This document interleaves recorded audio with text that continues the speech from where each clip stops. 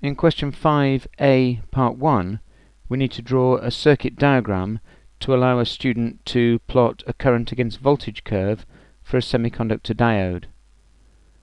Well, we could use something like this, where we have a power supply, a variable resistor, the diode with a voltmeter across it, a protective resistor, and an ammeter in series with the diode. For part 2, we need to describe the procedure the student would follow to get their data. Well, they would build the circuit as shown. They would then adjust the variable resistor, taking readings of current and potential difference for several values. They would take extra readings around the point at which the current started. This would be around about 0.6 volts.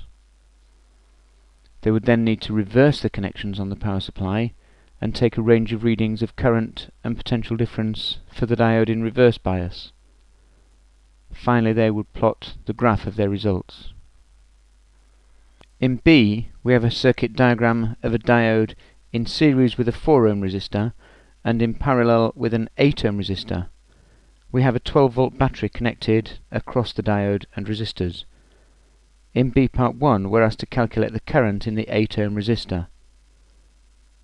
Well, for this we can use current is potential difference over resistance, and we'll have the full 12 volts across the 8 ohm resistor. This gives a current of 1.5 amps. In part 2, we're asked to calculate the current in the 4 ohm resistor, given that the potential difference across the diode is 0.65 volts. Well, again we use current is potential difference over resistance, but now we have a potential difference of the 12 volts of the supply minus the 0.65 volts across the diode. This gives a current of 2.8 amps.